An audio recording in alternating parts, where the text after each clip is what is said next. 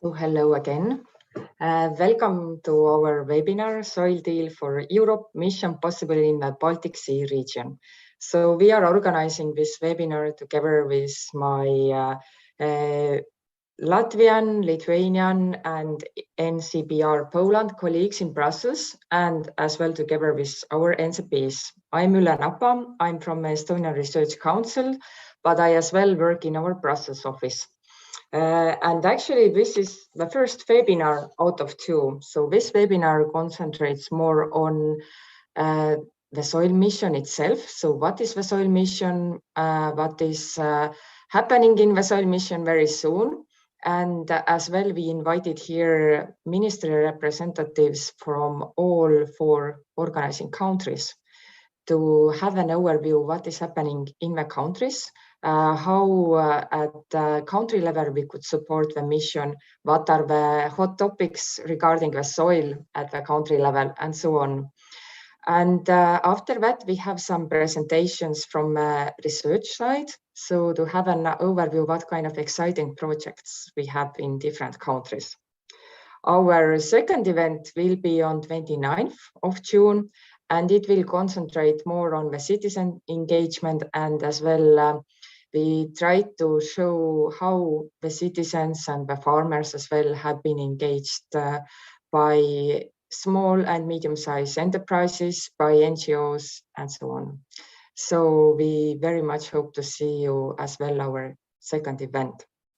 I would give now word to my colleagues who are as well the co-organizers.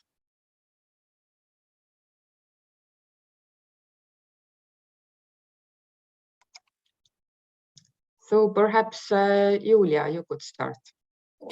Sveiki atvykę į dirvožemio misijos renginį. Linkiu įdomių pranešimų ir diskusijų. So this was hello in Lithuanian language. We are very happy to be part of the organizing team. And I'd like to mention a little bit also house rules for our event. So some of the rules are please keep your microphone muted during all the event. And also if you have any questions, so please put them to the chat. My colleagues will control and will take them to our discussions. So please please be active, and put as more questions as you can. So thank you. And I'm giving the word to my Polish colleague. Dzień dobry, good morning everyone. Welcome on behalf of the National Center for Research and Development Brussels office. We sincerely hope you're going to enjoy this event, and sorry, don't forget, yeah, that's a good timing. Don't forget to use this amazing opportunity to ask questions also to our distinguished panelists. Egita, the floor is yours. Thank you, Karolīna. Hello, everybody. Labdien! Sveicieni no Latvijas Investīciju attīstības aģentūras, Inovāciju tehnoloģiju pārstāvniecība Briselē. Vēlu jums jauku semināru. So thank you. Ja tere ka kõigile Eesti osalejatele. I think now, without further ado, we will go on with our first presenter, who is Paola Eulalio from DG AGRI. She's a research program manager in Research and Innovation Unit. So could we share, please, her slides?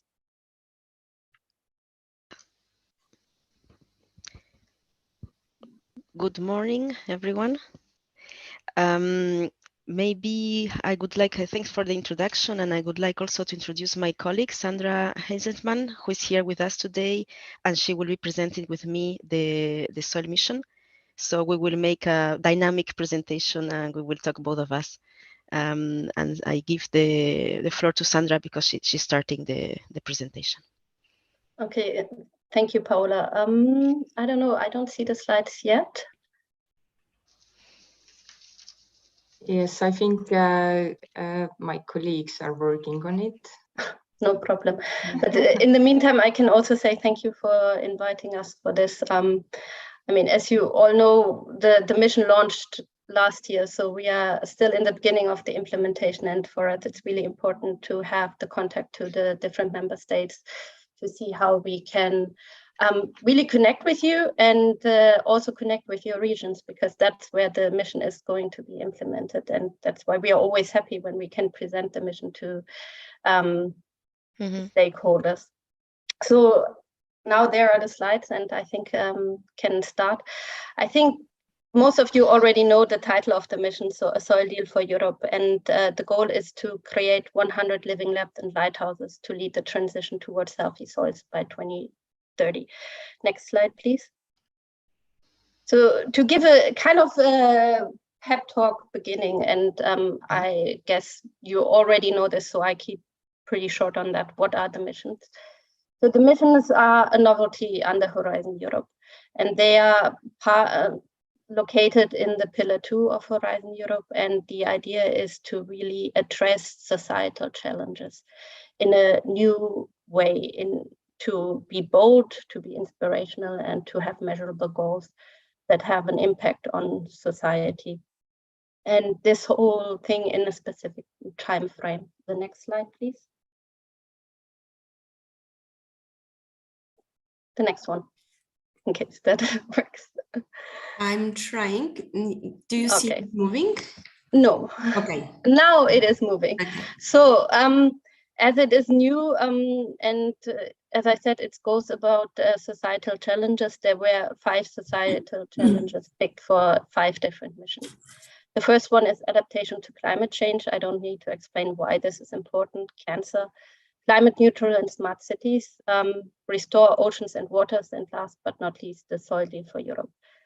And this is the mission we want to present today. And the next slide, please. So why do we need a soil mission?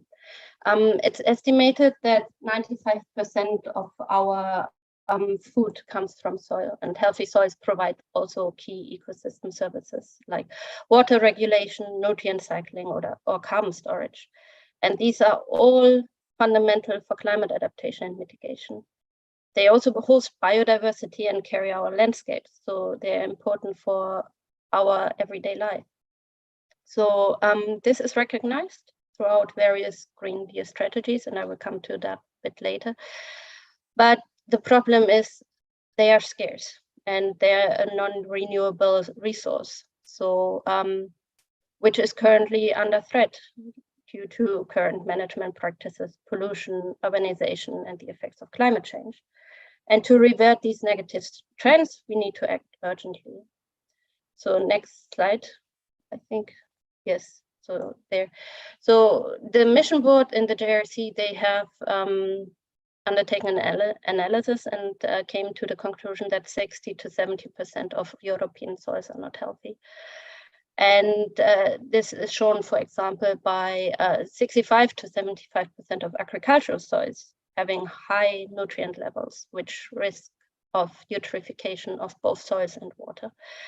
And cropland and peatland soils are losing carbon and thereby contributing to climate change. And almost 1/4 of EU land is facing unsustainable water erosion rates. And especially in Southern, Central, and Eastern Europe, there is by now a really high risk of desertification. And I think the floods last year in Central Europe, in Belgium and in Germany have shown what can happen if soils cannot longer absorb water and how quickly productive topsoils can be washed away. The next slide, please. So as I mentioned before, the soil deal mission is part of various Green Deal strategies. So it's very highly relevant in the context of the Green Deal. You all know that under the Green Deal, the current Commission has set out a very ambitious policy to become by 2050 the first climate neutral continent and to lead a fair and just transition to sustainable production and consumption. So the soil deal is mentioned in several of the Green Deal strategies, as you can see on the left side. For example, the farm to fork strategy, the biodiversity strategy, climate adaptation, forest, zero pollution, but also the long-term vision for EU rural areas and now the EU soil strategy. And on the right side, you can see the examples how the soil strategy, soil mission can contribute to these different strategies by, for example, increasing the land under organic farming, reducing the risk and the use of pesticides and fertilizers, and reducing nutrient loss. The next slide, please. So now a bit on the policy framework, because I think this is really interesting. You can see, especially like in the last 2 years, how soil became a hot topic. And you can see this in the EU with what we call our policy framework for soil, and this consists of 3 parts. So on the one hand, we have the soil strategy and the future soil health law, which really build the policy framework. And then we have the EU Soil Observatory, which is currently created by the Joint Research Center of the European Commission, which will serve as a long-term data reservoir. And then we have the Soil Deal for Europe, which is the funding mechanism for research in order to really find innovative solutions to protect and to recover the health of our soils.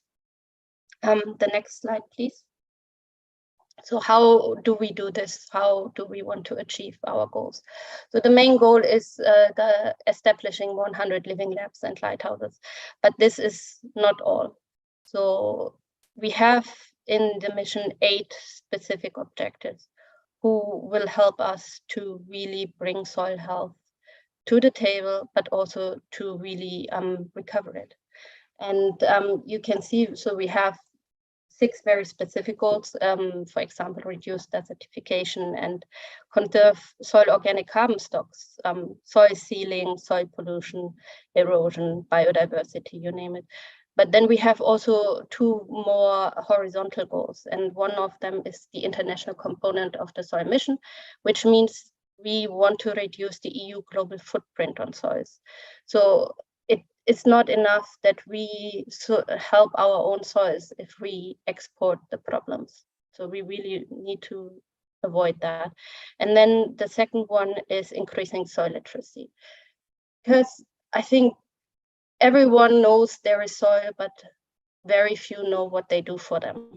And this is a major hurdle, I think, to really get all on board, because with the missions, the aim is to really connect everyone, citizens, researchers, policy makers, and also end users, in our case, farmers, foresters. And for that, we need soil literacy. For that, we need citizen engagement. And that is the 8th objective. So next slide. So how will the mission be implemented? We have 4 building blocks, as you can see here. The first one is the RDI program. So we create knowledge, data, and technologies to support practices, business models for soil health. I will come back to that soon.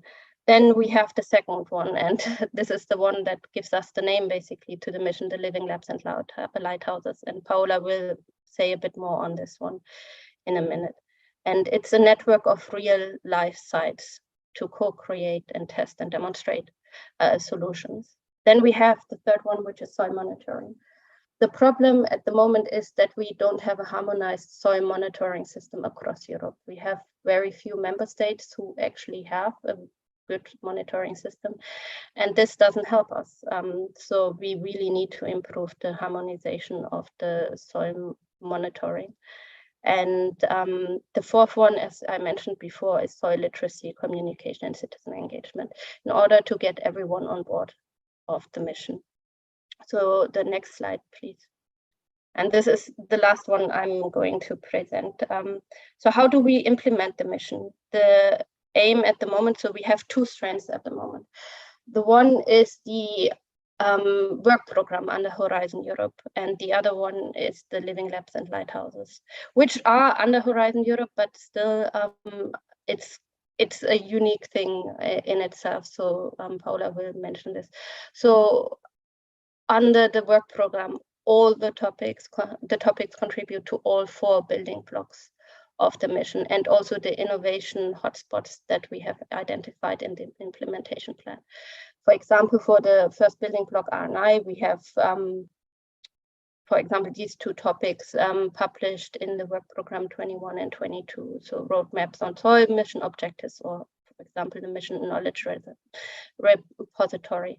Then the second building block is the living labs. There we published a topic on national engagement sessions on living labs and lighthouses. For the soil monitoring, we have a topic on indicators, or on soil carbon and GHG balance monitoring. And for soil literacy, we have topics on engaging with municipalities and regions, and also to foster soil education across society. And then, of course, we have the innovation hotspots. For example, soil biodiversity, carbon farming, and soil pollution. All of these are covered actually in topics in the work program 2022. So a bit also on the work program. So we have published by now work program 21 and 22. 21, the application deadline was in March. So at the moment, the evaluation of the proposals has been finished, and I think the lucky ones will be informed soon. And on the work program 22, so it has been published and it's now open for application since the 12th of May, and the deadline is on the 27th of September. And there we would be really, really glad if you could help us to promote this call, because it's really important for us. For example, it has the framework partnership agreement for the living lab support structure, which is integral to really have these living labs function throughout the life cycle of the mission. And Paola will mention a bit more on this. But it also has other really, really interesting topics. And I think it's really worth to have a look. And in the meantime, we are at the moment also preparing the work program 23, and which should be published by the end of the year. And there we will have the first mission, the first living lab calls. And I think also Paola will mention more to that. And this is actually now my part. And then we go to Paola on the living labs, which are the heart of the mission. Thank you, Sandra.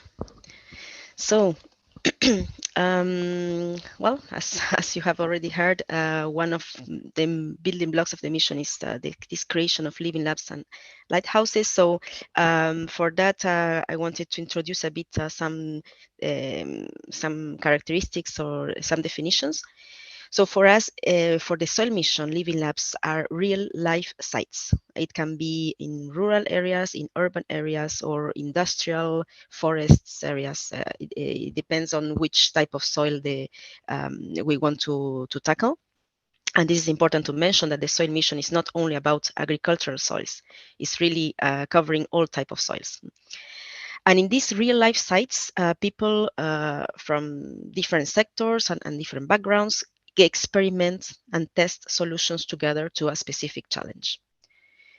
So each living lab contains several sites. It's not only one site, but we really encourage several sites to be integrating one living lab. And it can be, for instance, in the case of agricultural living labs, farms, different farms. Or if it is an urban living lab, different parks in a city, for instance. And all these sites have to work together at a regional or sub-regional level. So again, why the importance of having multiple sites is to really allow to operate on a scale that will give good results and good interaction between nature and humans, and we can really study and interpret the results better. So yes, I have not gone into the details here about the criteria to, let's say, consider initiative like a living lab under the mission, but the mission has developed a criteria that is publicly available in the implementation plan, so this can be seen online. Well, it is based on again on the scale, on the aim, on the activities that the Living Lab will follow, the participants, and the overall context. And then we have the lighthouses. As we say here, the lighthouses are sites for exemplary performance. So they are places where good practices are showcased. So they can also serve as places to upscale solutions that are found in the Living Labs. We always say that the lighthouses are places for demonstration, for training, for communication towards future users, towards policymakers, for instance, or in general, towards the broader society. And both Living Labs and lighthouses are key under the soil mission to accelerate the adoption of the practices, the sustainable practices, and also to co-develop methods adapted to local conditions. Next slide, please. So here is where we see how we are going to implement the mission with the Living Labs in the mission. They will be developed gradually. So now we are in the first phase, and this is a phase of preparatory actions. Here we have projects that will map, or that are really focusing on mapping the existing initiatives or the existing Living Labs, and also the existing or the most urgent soil needs that have to be tackled. This is also a phase where engagement sessions in the different countries have to take place to build capacity, to inform people, to really talk to the potential applicants that will then apply for the Living Labs construction, to ensure that there is really a common understanding and the criteria is really well implemented. And also to ensure to have balanced coverage of applications from urban and rural areas. So really to inform all kind of actors. This is also a step where we are going to deploy this support structure, so the Living Lab support structure that Sandra has mentioned. And this is a let's say a body that will really cater for the needs of the emerging Living Labs. And in parallel, we're going to launch the first waves of Living Labs. These are going to be launched also, as we said, in the Work Program 23, so they will only be functional as from 2024. And then it comes the second phase, so the second arrow, and it's when we expect to expand the Living Labs all over Europe through additional calls. And during this phase, we are expecting to cover the gaps that we will find in terms of geography. So places where Living Labs were not developed, for instance, during the first phase, also in terms of soil challenges. So which type of soil needs were not addressed during the first phase, and also land uses. As I said, we really want to cover all type of use of lands. And in the third phase is more about the further waves of Living Labs that will be funded under the soil mission, and very, very important also to accompany, to define really which will be the measures that would facilitate the sustainability of these Living Labs beyond the time of the mission, because the idea is that they remain active and that the mission is like a first step for them to be settled, but then that they have their own way to survive, let's say. So this is how we foresee this network of Living Labs and lighthouses to be gradually established in the EU and well, in the also so the EU countries. And as I say, there will be consecutive calls to fill in this Living Labs need. In the next slide, we can see the other building block that Sandra very well introduced already. So I will go quickly, I think, through this slide. Is about soil literacy. So we know communication and engagement of citizens, of all stakeholders is key. It's another building block of the mission. So the mission will never reach its goals just focusing on research. So really, engagement of community is key.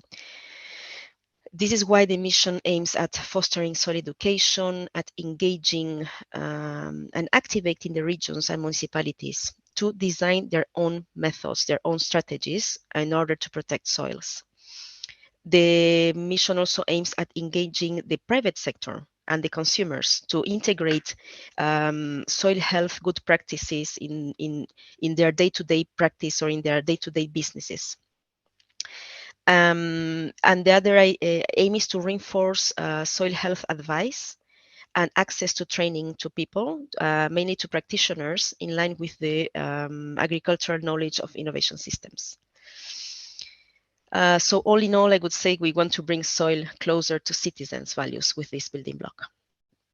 And here in the lower, let's say in the green part of the screen, you can see examples of what has been done in terms of citizens' engagement since 2019, when the soil mission really started. And there have been more than 200 co-creation and engagement events. All in all, the feedback has been very positive, very encouraging. So people are really interested in soil issues from different sectors, but there is a lot to do yet, because this is not a, let's say, an evident topic for a lot of people, as it can be cancer or as Sandra mentioned, climate change. So this, for soil issues, we really have to work with people and inform them very intensively about the problems. And we can also see that in the slide that there have been, you can always access to these, the podcast episodes. There have been videos published, newsletters, and even a fact sheet on Living Labs to inform wide society. Next slide, please. So we found important for this occasion, for this event, to say a few words about the involvement of countries, regions, and local level with the soil mission. And these are just examples, and we are open to also to your comments and your ideas. So for instance, at the regional level or even national level, it's important, or we have seen already the formation of mission mirror groups. Also, it's important at regional level to mobilize stakeholders for instance, their involvement in specific living labs. So how this is done? Well, through sharing information, through organizing capacity building sessions, and different type of engagement at your level.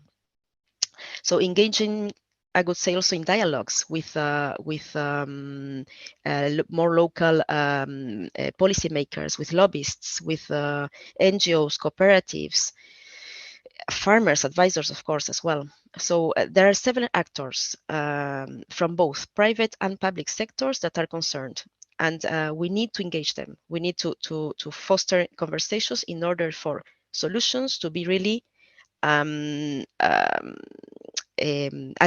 widely adopted. So the other way for countries and to promote and to be involved in the mission is, as Sandra said, to promote the calls. And now more than ever, to promote the work program 2022 that is open until September. We also think that regions and countries can contribute on the soil monitoring part. It's also important the promotion of soil measures, soil improving measures within the strategic plans, the national strategic plans under the CAP. And also, this is the moment to build links, connections between the mission and the CAP, and this can be done at local level. This is why we say that making use of the EIP AGRI operational groups that operate more at local level to promote the mission objectives is important. So we have seen that this EIP AGRI network is really good and effective to disseminate and foster exchange of good practices in terms of soil protection. And last but not least, establishing, as we say here, a core network for missions at national level. And for this, we give an example of one of the calls of Work Program 21, where coordination of complementary actions for the missions are promoted. Next slide, please. I think it's the last one. Yes. So here we wanted to also give a very short overview of which are the links that the synergies we have already been working very intensively lately between the soil mission and other initiatives, like for instance, the partnerships. So the main synergy I wanted to show here is with the agroecology partnership. There are other partnerships or other initiatives that that will be for sure linked with the mission, but I focus on the agroecology partnership because of the Living Labs, which are a common tool, that common instrument that will serve both initiatives in order to achieve the objectives, the objectives of research. So here we see also which are the examples of possible cooperation between the partnership and the mission, and we mentioned the research calls. Also, there can be, why not, common activities of the two networks of Living Labs. The Living Labs can be really connected because agroecology principles are really going hand with the soil protection. And also in terms of monitoring activities, there can be a link. And why I focus so much on the link through Living Labs, because the Living Labs builds on the multi-actor approach, and these are requirements applicable to both mission and partnerships, and also because it extends in 3 dimensions that are also applicable to both types of initiatives. That is time. So these two initiatives, missions and partnerships, go really beyond time-bound project. So we really are talking about long-term projects. Also, geography. We're acting in both initiatives at the landscape level, not just at farm level. We're really looking at it like a system, an ecosystem. And the content. We are talking about transdisciplinary approaches, where a whole system is involved. So I think this was next slide. I think this was my last slide. Yeah, so these are just useful links that we always like to mention in case you have some questions or you are interested in some specific topic. You can go to these links. Thank you. Thank you, Paola. Thank you, Sandra, for this very nice overview. And yes, my question was related to the best info channels, but when you had the last slide and you answered that question as well. So we have received already some questions in advance by participants, but I think majority of them was already answered during your presentation, because what is very often discussed as well is how the missions are linked with our initiatives, but I think you had very good slides about those connections. So the different commission initiatives are indeed very, very much linked. But I would give word now to my colleague Egita, who was monitoring the questions in the chat. So perhaps we will take 1 or 2 very short questions from a chat. Excellent. Yes, thank you so much for the presentations. I see some questions still pending. What organizations could be the most fitting to host the Living Labs in this initiative? How would you describe them? Sorry. Organizations to host most fitting host of Living Labs in country or region. So for the Living Labs, we really expect that to have several. So it's a multidisciplinary, a multi-stakeholder approach. So we expect that there will be research performing organizations for sure. So we need the research side, the science side, but also the real farms, in case we're talking about agricultural Living Labs, farms, real farms where practices are tested in the real ground. We also expect to have academics, so universities. As I said as well, the solutions that are going to be tested in these living labs are really focused and linked with implementation. So we want also citizens, so the broader community to be involved, and it can be through consumers, cooperatives, or other type of organizations. So it's really a multidisciplinary initiative, but the center, always the center user, in case of, again, farmers living labs, will be the agricultural living labs will be the farmer, the end user, the farmer. I don't know if that answers the question. Yes, thank you. So for the answer, still Riley has a clarification question. So does living lab is then one physical site, even with multiple players there? Is it expected to be one physical site? Well, that's the big difference, or not the big difference, but the main characteristic of the living labs we are looking for within the mission. We want living labs to have multiple sites. And as I mentioned before, it's important to, in order to have this reproducibility and to have solutions into really focusing on a local problem, on a local context, but then to be able to scale it up and to out to other regions or other situations that have the same problem. So no, for us, the living lab cannot be only one site. It has to be formed by several sites. And I think I see in the chat how many sites per living lab. And this is really a very difficult question to answer, because if you have seen the implementation plan for the soil mission, that is a publicly available document, it has mentioned between 10 and 20 sites. However, we acknowledge today, after having worked already with member states, and as you know, this is a process that is also under consultation very, very closely with member states, and we realize that for some type of living labs and for some type of topics that we want to tackle, it is very difficult to have so many sites working on a thematically related issue.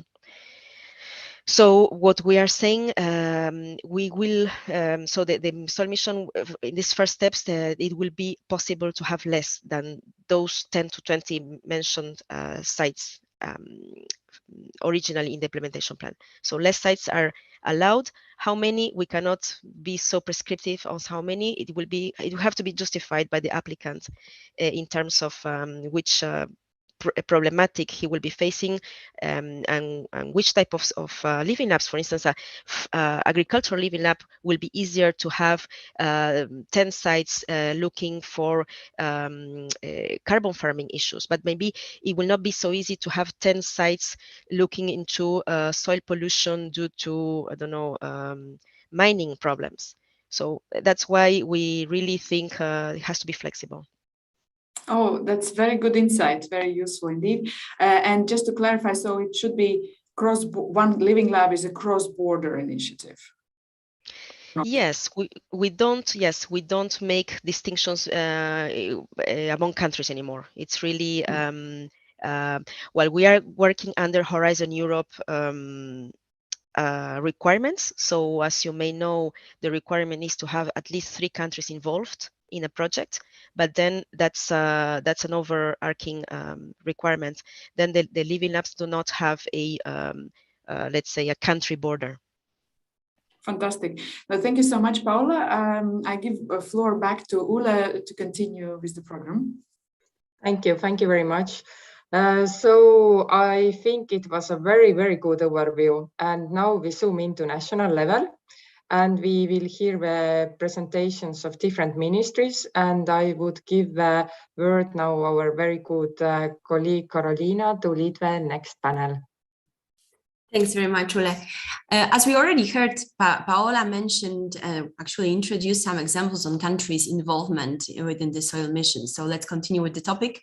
And I would like to invite you to the second part of the event dedicated to the coordination and implementation actions in our respective countries. So I would like to invite Eike Lepmens, Chief Specialist from Ministry of Rural Affairs from Estonia. Eike, the floor is yours. Thank you. Yes, good morning to everyone.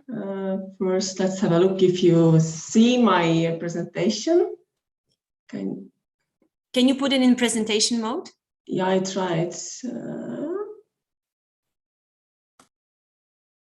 Do you see it in a presentation mode now? Yes, it's perfect. Thank you. Oh, good. Thank you very much. Good morning once again. As the time is very short, I will jump into the topic immediately. So everyone needs to understand that soil is considered fragile and non-renewable resource, and it takes centuries to form. So we need to act now and join the forces in a society to keep the soils providing us the very necessary ecosystem services now and also in the future. So Estonia is very much in favor of the recent initiatives mentioned also today from the Commission, both the soil strategy and the mission we're talking today, and use of the soil observation. So there are different instruments we can use to achieve healthy soils, and we consider raising the knowledge about the soils, its functions and good practices as one of the most important. And this is what the mission is also addressing the most. Estonian official views about the missions are very positive, so we support it as a whole. It's very ambitious and comprehensive. We believe that it's important to focus also very much to the local level in implementing it, as soils are very different due to the diverse soil formation processes and factors affecting the soil health. So this is what we have seen also in a mission programs. I'm going to give very briefly the overview of what Estonia is doing to complement the mission, and using those building blocks to keep it more structured.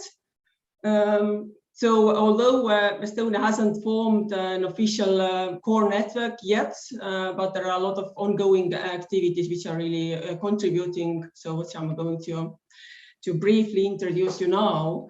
So in terms of research and innovation, we have two main universities who are engaged in soil issues.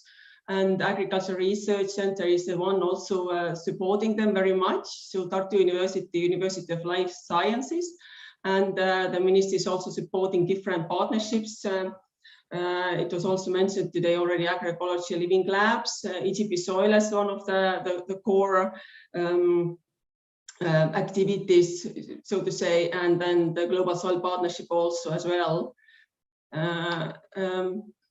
Somehow you don't see the whole. I don't know if I can go back, because I don't see the whole slide, and I think that you also don't see the whole slide. Maybe you should try to go back, and if not, I will try to share the presentation. Yes, otherwise, yeah.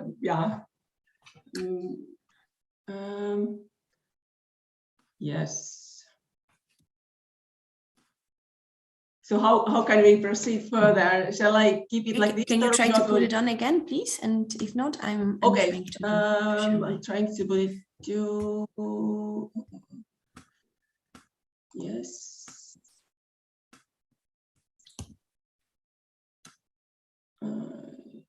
Yes, I think it's the same still. I'm sorry. This is what I see. It's not a whole.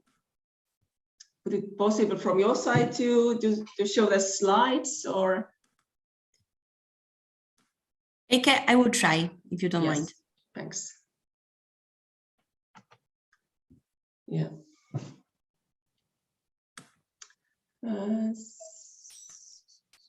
So I'm stopping sharing it now.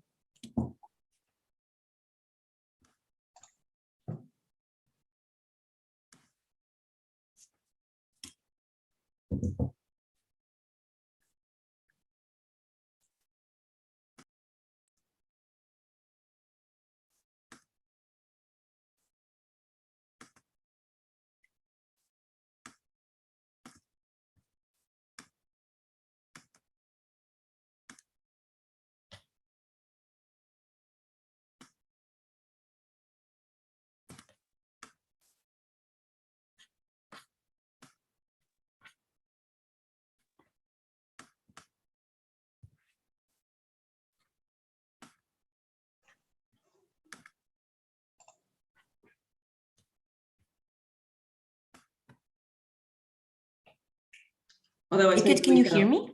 Yes, we do. I cannot hear you. We can hear you very well. I have a slides opened as well, so I can try to share as well. I cannot hear you, Eike.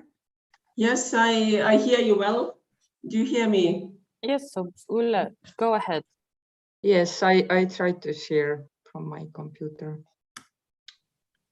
Otherwise, I can show also this working mode, but maybe it's not the most convenient. Yes, so let's see. But I think it was. Yeah, it still cuts the slide. Yeah, sorry. Yeah, it still cuts the slide. So let's show it in this working mode. Exactly. Let's go. Okay, but maybe it's easier when I do it myself. You can just say next slide, and I will. Okay. Okay, let's do it in this way. So sorry for this. Yeah, it happens. So I can't do anything against it. So this is a slide showing what the University of Life Sciences is focusing in their research. There are doing a lot in soil quality and functions, soil organic matter and carbon in agroecosystems is their focus.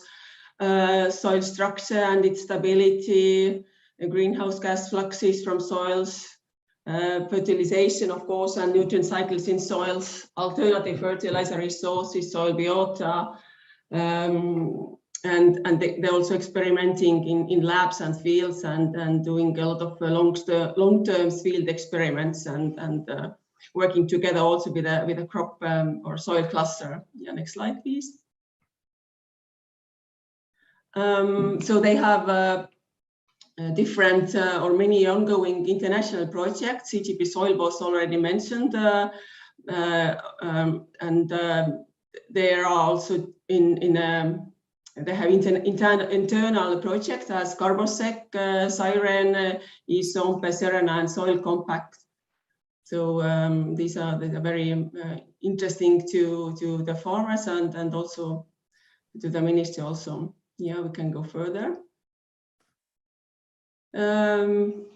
This is also that we have been participating in FAO Global Soil Partnership call for national soil carbon sequestration potential mapping.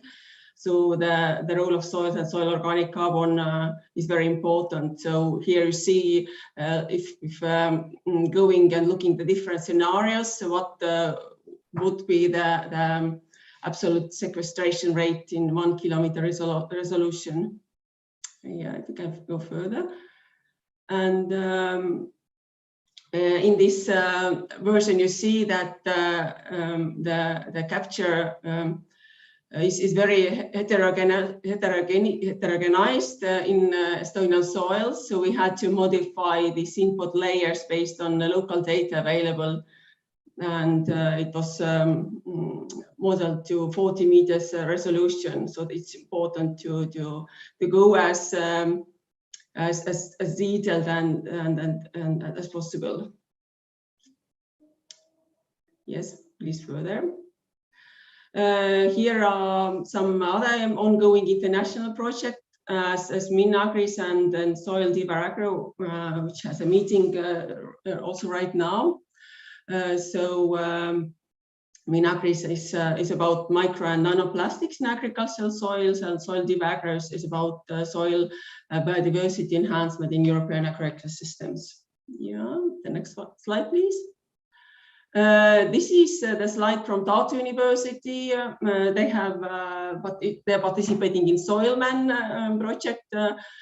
They are focusing on tillage, on conventional and reduced tillage, and looking also soil biota. And this is the soil biota is one of the core topics for Tartu University to work with. Yeah, that's next slide, please.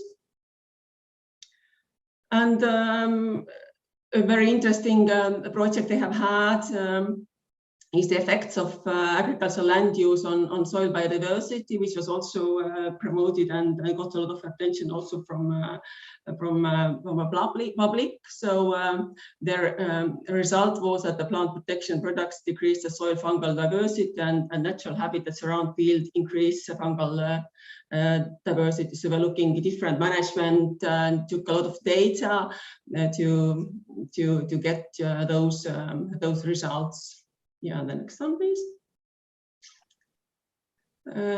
Yeah, and also that university has worked different tools for ecologists, databases for arbuscular mycorrhizal fungi, and there are also bioinformatics GDate and other tools. Yes, can go further. Coming to the second building block, it's about living labs and lighthouses, as was told already, and we can't say that these are exactly the same, but they have some potential to become living labs and lighthouses in a mission. So Research Center of Organic Farming at the University of Life Sciences is interdisciplinary center in order to bring together different organic farming and food studies in the university and to initiate further activities. And the Agricultural Research Center, they have agricultural park in Kuusiku, where the main objective of the park is to promote and popularize the history of rural life and the agri-environmental measures, and the park also conducts some field trials, and there are also examples of Estonian soils to see there. The next one, please. This is the living lab, I guess, which or yeah, so to say, living lab, which has formed by NGO Soil Innovation Cluster, and is really working together with many farmers and many sites, and together with the researchers, they are doing different research, as mentioned, as is mentioned already, also in this slide. Looking different intercropping possibilities and doing other type of research important for farmers. Yeah, next slide, please. In terms of soil monitoring, there is national soil monitoring going on in Estonia. We are doing physical analysis and different chemical analysis.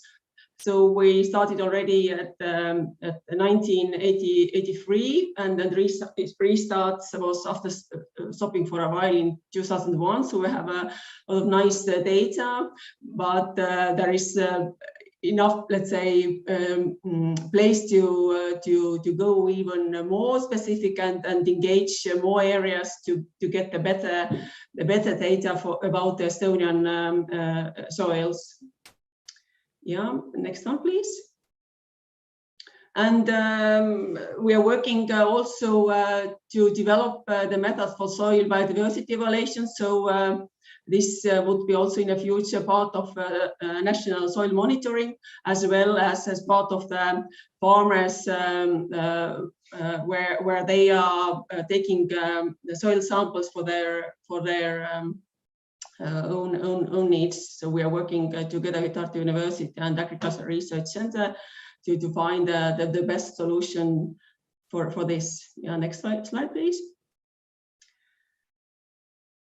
Yeah, and about in terms of soil literacy, I would say also that soil has got more attention recently. Not that much. We haven't heard about the mission from the media, but you see more that different articles are talking about the soil, the importance of soils, looking different, what are they providing to the society. There have been TV and radio broadcasts, podcasts, and specialized trainings as well as important for the farmers and other land users. Every day we are celebrating 5th September as a soil day at the national level. And we have also soil. We are also acknowledging the soil of the year, and this is the techno-soil this year. So every year we have different soils to pay more attention to the different variation of the soils. And there are also booklets available for everyone to talk about different functions of the soils and to introduce to engage wider society with the soils. Yes, next one. So Agricultural Research Center wants to be a soil map interpreter for the farmers. So we have set up a system where almost all the data can be analyzed on the basis of GIS system, which gives opportunity to perform a wide variety of analysis and make smarter decisions at both the national and the local level. We have a high-resolution digital soil map, and we have made our data more user-friendly and easier to understand for farmers through the innovative web map applications that link to different databases. So there are crop suitability mapping and mapping application for soil texture and soil erosion, and map-based application for soil sampling. Yeah, the next one, please. So that's my last slide. So in terms of literacy or talking the importance of the soil, we see also raising interest in city and community gardens or school gardens, which are very important and effective tool to engage people in a wider society, young people and older people. And we have a few very nice examples of it. So that was my presentation, and thank you. Thank you very much, Eike, for this interesting presentation and on this variety of actions that actually you're having in Estonia. Without further ado, I would like to pass the floor to Kristin Sirma, the head of division from the Ministry of Agriculture from Latvia. And I would like to also ask all the upcoming panelists to stick to the time because we actually are running out of it. Thank you very much, Kristin. The floor is yours. So good morning, ladies and gentlemen. Can you hear me and see me? We hear you, we see you perfectly. Thank you. Okay, thank you. So yes, I'm representing Ministry of Agriculture of Latvia, and I am the head of Sustainable Agriculture Development Division. I will really try to fit in 7 minutes and hopefully less. So generally, we agreed with the organizer that I will not present you a presentation, just to give you a short overview what we have and where we stand in Latvia regarding the soils. And today, my speech, as I'm representing Ministry of Agriculture, I will mainly focus on the agriculture land. I know that the soil mission covers all the soil types and soil categories, land categories, but today, yeah, the main focus in agriculture land. So allow me to give you a bit of history, and don't be afraid. I will not go too deep, and I will not tell about the soil initial genesis or development of soil formation processes after last glaciation in Latvia, but in 2010, in Latvia has adopted one of the hierarchical highest policy planning documents, Sustainable Development Strategy for Latvia 2030. And it was recognized in this policy planning document that we have to put all efforts and to maintain soil health, fertility, and to decrease soil erosion. And it was the momentum for us in the Ministry of Agriculture when we put in the spotlight the questions relation to agriculture, soil sustainable use, and soil governance system per se. And in 2014, thanks to European Economical Agreement Grant Project, together with the University of Latvia, we digitalized all historical soil maps from Soviet time, and we now have the agriculture soil maps in digital form, but it is out of it's not updated yet, but we are working on that. And in 2015, the EU General Assembly adopted the 2030 Agenda for Sustainable Development Goals, and one of the goals out of 17 has related directly to the soil, and it's called the number 15 is life on land, and then followed by Paris Agreement on climate change, with the FAO Global Soil Partnership, with different soil initiatives. For example, I would like to mention the International 4 Promille Initiative, Soil for the Food Security and Climate, so launched by the France. And that was compromised, and that this bunch of different high policy planning documents and goals, we realized that all these elements gave us the confidence that we are on the right track, and we just need to further continue work on the sustainable soil management system in Latvia. And we really did a lot and put a lot of efforts raising awareness. And we started with the government and parliament, and we succeed. And since 2019, in declaration of the action plan of the Prime Minister of Latvia, the Ministry of Agriculture has received a task to improve historical soil information databases and arrange and establish soil information system. I would like to mention that in 2021, this is now the main policy planning document and initiative. It is Green Deal, which was published in 2021, and the Green Deal is overarching many initiatives, strategies, plans, cover all sectors of the economy. With its strategy for farm to fork, this directly relates to the agri-food sector, and strategy set a lot of targets which needs to be achieved, and together with the whole. Every single member state, and altogether probably and most likely it is really ambitious, but we are going to achieve. I'm really looking forward to that.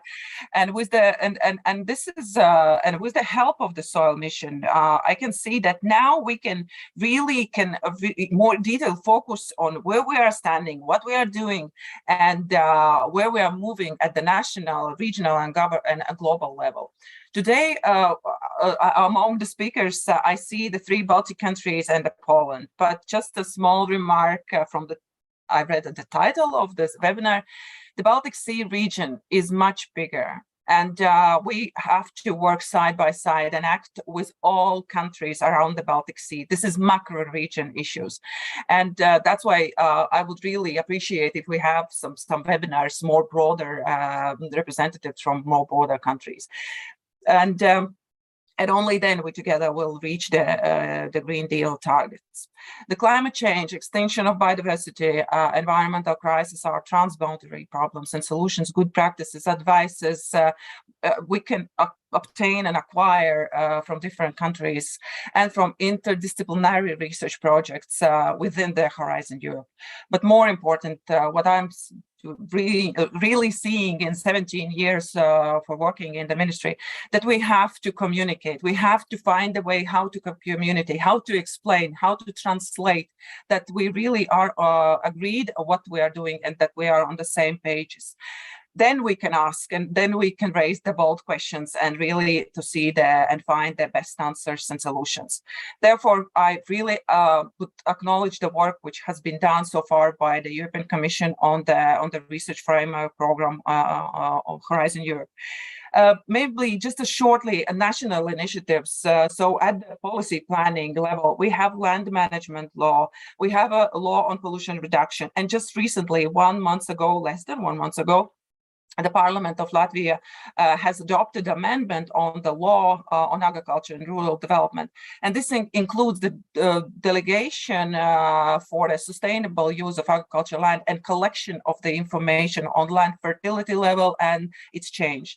And the new functions has been performed for the state entity, State Plant Protection Service, and they receive a lot of tasks, but one of the tasks is establish Latvian soil information system on agricultural land.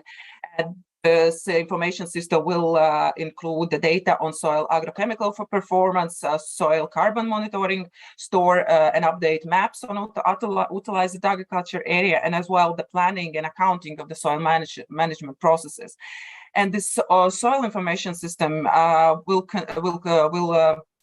will be available and accessible for farmers, scientists, different stakeholders. But of course, we have to see what data will be open sources and what data will be in limited edition. And all this information system, the system will be part of agricultural land system, which I would say it's similar what is Farm Sustainable Tour developed by the European Commission.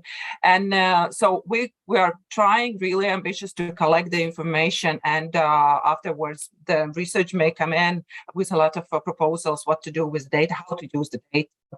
So we also work on the improving soil literacy, and in close collaboration with the Latvian Rural Advisory and Training Center, as well the University of Life Science and Technology, we have organized several seminars, workshops on soil management system. But I see, and I'm not really touching in my speech, the living labs and lighthouses. This is something where for myself I need to learn more. I need to obtain more information. So this is something which is maybe not very well developed. It's not very well developed if we see this 4 blocks of soil mission. And also what is very important and where we have to think and take into consideration that the EU communication on sustainable carbon cycles and carbon farming initiative, and I see that the soil mission really will be like this merging different what this measures, what is data, and where research comes in. And well, the last maybe some regarding this literacy in Latvia. We have 2-day festival. It's called Lampa. Yeah, I see 1 minute. And this festival, we call it Democratic Conversation Festival with a very broad issues. You imagine 2 days, hard discussions. And for this last 4 years, every year we have a theme about soil sustainable soil management, the need to promote greater understanding of this valuable non-renewable natural resource, and not just the soil, also the land, air, because this is the ecosystem which needs to be kept alive. And this festival is going to be also this year on the 1st and 2nd July, and you are really welcome to come to Latvia or just to connect remotely to different panels, and will be in Latvian and English. And for the secret, I think we also have the discussion about soil this year as well, and maybe even to the soil mission. But this is what really what I wanted to cover in my speech, and thank you for having me today, and really it was glad to hear the Commission presentation and colleague from Estonia. And at the end of my speech, I really would like to thank the people behind a soil deal for Europe, DG AGRI and DG RTD. Thank you very much. Thank you very much, Christine, for your intervention. Thanks for the invitation to the July's event, and also for the idea of the maybe next webinars that we definitely are planning to organize. I hope that my colleagues are going to also agree that we definitely need to join forces and work on the soil mission and within the wider scope. So not just the Baltic region countries, as we mentioned, but we have to invite others to collaborate. Without further ado, I would like to invite a representative of Lithuania, Martinas Navikas, Chief Specialist from the Ministry of Agriculture. Martinas, the floor is yours. And please kindly try to stick to the 7 minutes time. Hello, everyone. Nice to see you, all you here. And I will try to be short and represent how the Ministry of Agriculture in Lithuania integrate the science and research results into the real conditions. So I'll start the slide.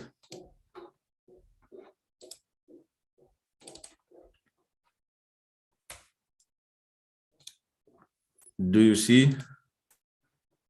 Yes, we see perfectly. Thank you. So I represent the Division of Research and Innovations and Knowledge Transfer of the Ministry, and I want to represent 3 main tools which we use to integrate the science and research results into the real conditions. So we have programs for national and international research projects. Also, we're organizing and selecting funding collaborative, Europe Innovation Partnership groups, but it's more or less local our partnership groups where collaborated the science and business projects where the science collaborate with the business projects and trying to integrate the new science research results into the real conditions. So, and also we have an education level where we coordinate and provide farmers with the new and latest new knowledge and the latest trends in the sector. So it's also a very important thing, because it's not enough to find something new, but it's very important to bring the news to the farmers and to the agriculture sector members. So at the main moment, the ministry is involved in many political initiatives and programs and projects, and you can see the list of them. It's Aim for Climate, Global Research Alliance, FACE, BioEast, OECD, SCAR, and also we have funding research projects in the national level, like Lithuanian projects, and regional level, it's like a Nordforsk, and international, the RNS. You can see what this means, but I think you know everything. That Aim for Climate is an initiative of United States and United Arab Emirates, and Global Research Alliance is 60 countries, and it's launched in 2009 and initiated by New Zealand. FACE GPI, it's a programming initiative for agriculture, food security, and climate changes. BioEast, it's a Central Eastern Europe initiative. OECD is agriculture research program, and SCAR is the Standing Committee on Agriculture Research. Now we can see what we can. Now I show what we're doing in the national level, like national research projects. We have such a system that from the bottom to the top, because we are collecting the topic themes from the bottom, from the farm sector, from the different departments, different sectors, like it can be even the engineering, it can be farming, it can be crops, landfills, it can be fishery, it can be forestry, and so on. So we are collecting the thematics, and after that we are just taking and rating them, and by the rank we're financing them also. So we have our own national funding scheme. So we can see what kind of the projects at the moment we are funding. So it's a demonstrating climate change migration potential in nutrient-rich organic soils by establishing RSH-based national greenhouse emissions in a low peat houses. It started 2 years ago, and this year we're waiting for the final report of this research. So also you can see another research projects like evaluation and preparation of industrial hemp products as accumulators of organic carbon in long-term products and soils for their application in accordance with it, and so on. So we are starting each year. We're starting approximately about 10 new projects, and in totally we have about 20 projects with the continuous projects which started earlier. And each year we are making the seminars or representation of the topics. For the topics, it's the final topics or semi-topics. Also, we are participate in international projects as I mentioned earlier. So one of them is in the ERA-net phase sulfur state called sustainable and resilient agriculture for food and non-food system. So it's a biofood on Mars project, and as you see, Lithuania is a member of the research, and the partners are Estonians, Poland, France, and German companies and universities. We had finalized last year so one project from ERA-net food. It's one started and must be finalized this year. It's a climate-friendly cattle farming systems, CC farming, and it's a Lithuanian University of Health Science. It's a very interesting and very important topic. ERA-net ICRAD also, we started last year development and evaluation of a rapid diagnostic test for carpine viral arthritis and encephalitis, and it's also included the Lithuanian University of Health and Science and ERA-net Susan project intra and inner breed the biodiversity of European green dairy cattle conservation through use, Lithuanian University of Health and Science. Also, the project name is Rediverse. So now we have opened one call. It's the European Joint Program EGP Solar, the second call, and we are waiting also from Lithuanian scientists the applications. And now was closed for pre-registration North Forsk, and we are happy we get 14 applications from Lithuanian scientists. Also, we participate in ICRAD and phase GPI score call for agrobiodiversity. So in the future, we are planning and want to take act in some very important topics for agriculture and farming in Lithuania. It's accelerating farming system transitions. It's a European partnerships. The colleagues mentioned it starts the next year. Safe and sustainable food systems, agriculture data, and animal health and welfare. So as you saw from my presentation, we have 3 tools for the integrating science and research results to the real conditions. So we are going on, and I think in the future we will start to more collaborate with the scientists for the consultation system, renewing, and so on. So thank you for your attention. Thank you very much for your presentation on this wide approach, portfolio actually of projects and actions.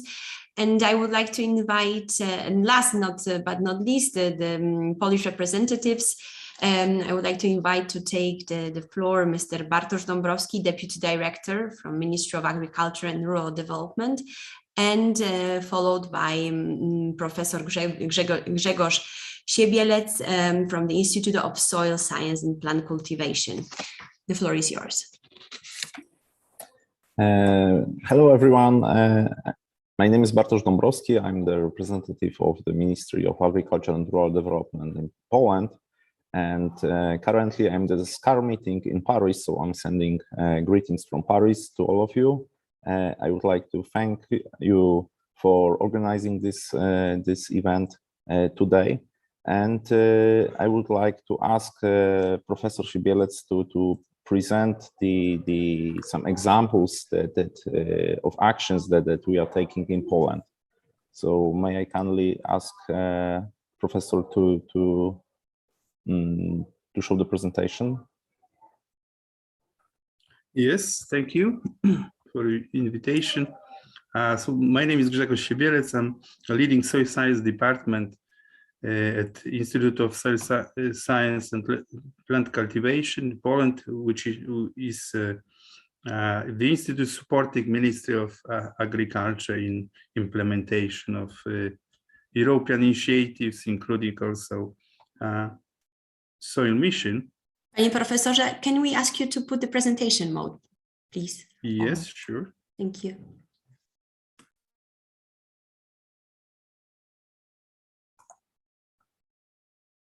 Oh, I think it works. Thank you. So I will be brief. Anyway, it is impossible to tell everything about the implementation of soil mission plans in Poland. So of course, we fully support mission on soil in Poland, since we are aware of the role of soil in sustainable agriculture and even future of our planet. Only healthy soil is a tool to reduce footprint of agriculture and sustain food security, especially that human populations are still increasing globally, and land available for food production is decreasing. So only healthy soil can help to sustain that food security. Of course, there is a lot of discussion at EU level on soil, and this is very good. But we know that this is time to go more to the bottom, and, for example, explain farmers that soil, healthy soil is not only to reach some European targets or European strategies, but it is also for them that they, especially when cost price of fertilizers is galloping, is increasing now. Only having healthy soil, you can a bit decrease the cost of production. And this is also, there is also the need to listen farmers, what stops them, or what is a bottleneck for them to implement more sustainable soil management. And we are sure that a soil mission roadmap will help to start and initiate, facilitate that kind of discussion. Of course, EJP soil, as in case of other countries, and the National Soil Hub that we are developing under this European Joint Programming on Soil will be an important part, important tool at the national level to support the implementation of the mission.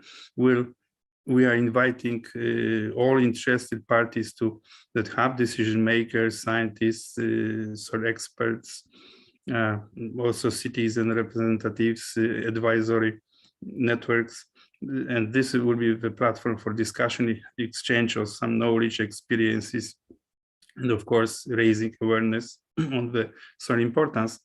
This is a bit different than the Living Lab, because this is to map some structures and develop some strategies at national level, while Living Labs are more local and more thematically focused. Of course, we all need still to train that new terminology on hubs, Living Labs, lighthouses. Regarding research and innovation component mission implementation.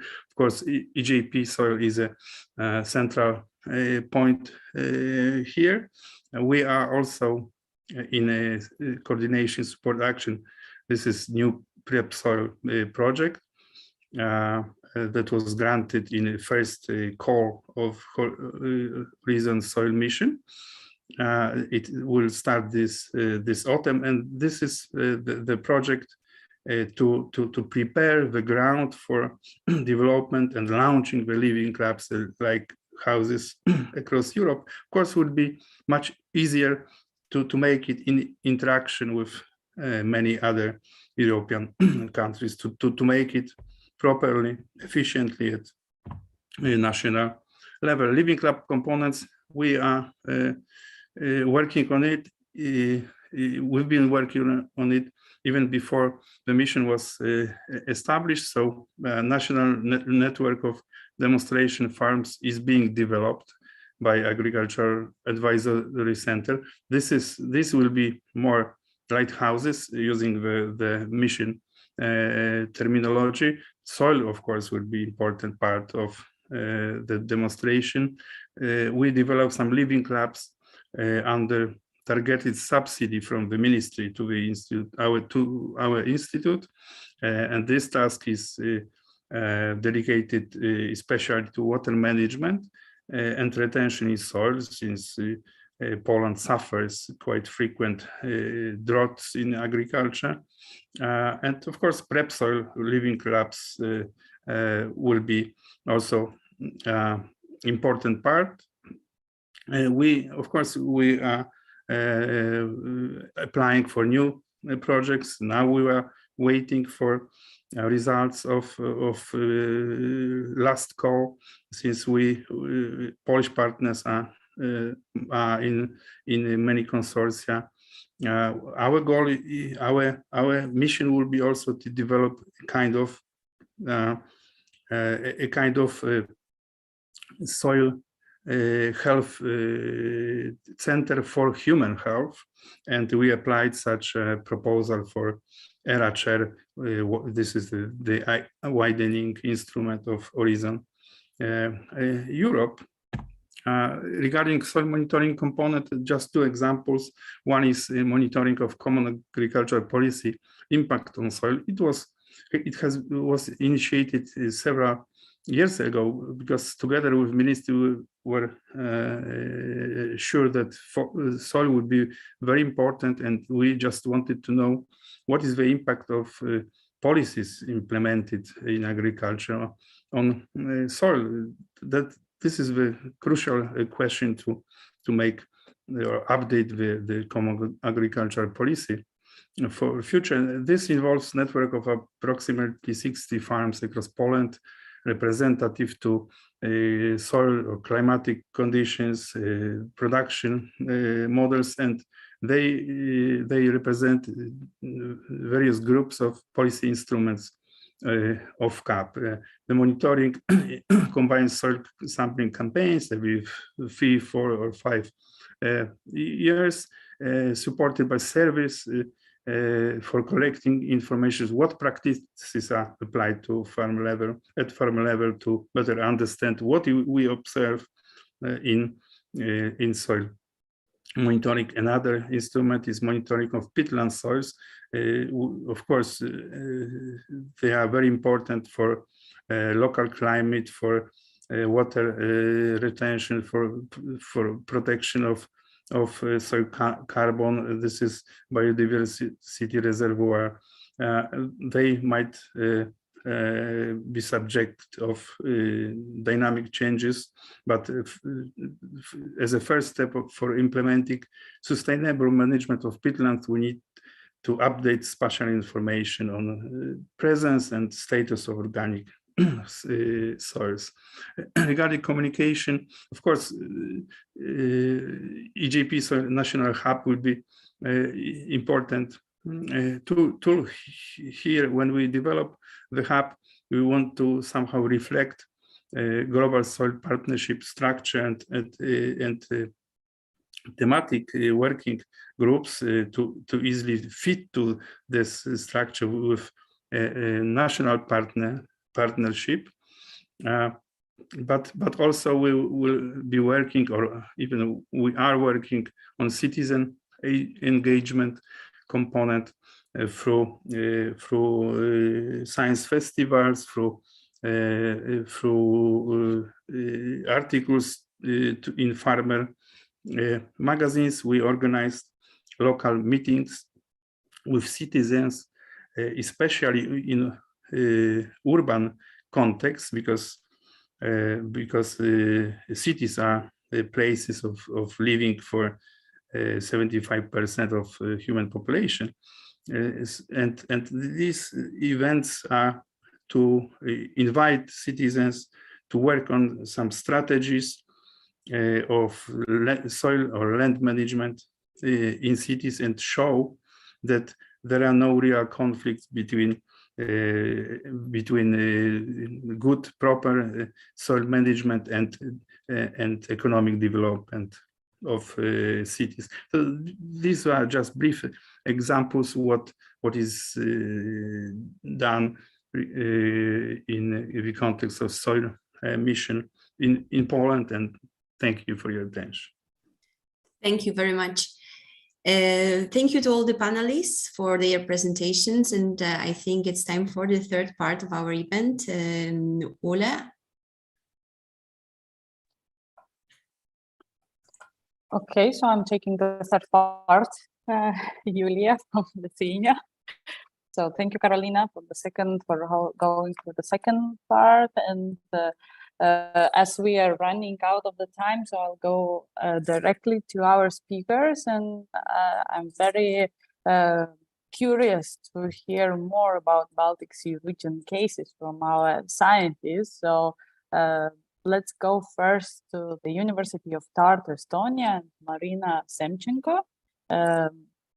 Present us the effect of land use change on the interaction between plants and soil organisms. So the floor is yours, Marina. And please, all the participants, please keep the timing. Thank you very much. Thank you for inviting me to present my proposal. So it's an ERC consolidator grant, and it hasn't started yet. So it's going to be starting from September. And so it's going to be a bit of a change of kind of level of detail, because now I'm going to be actually talking about how real scientists can actually contribute to fulfilling the goals of this soil missions. So how can it be done in practice? So my proposal, or my grant now, focuses on grasslands, and grasslands are really important because they cover around 40% of agricultural land in Europe, and by supporting livestock, they're extremely important for food production, but also traditionally managed grasslands in Europe are biodiversity hotspots and are therefore of high cultural and biodiversity value. But in addition to that, through interactions between plants and soil organisms, the grasslands also provide essential ecosystem services such as soil carbon storage, contributing to climate change mitigation, and also contributing to efficient nutrient cycling and groundwater quality. However, this unique habitat has undergone serious transformation in the last century. On more fertile soil, grasslands have undergone intensification, which is primarily driven by the use of inorganic fertilizers, while on more marginal land, grasslands have been subject to abandonment, so they're no longer grazed or mown and are threatened by tree and shrub encroachment. And in addition to that, today grasslands also are under additional pressure from climate change, and maybe particularly important for agriculture is the increasing frequency of extreme drought events, which can threaten productivity, but maybe even more importantly so, can lead to large quantities of carbon and nitrogen being lost from the soils.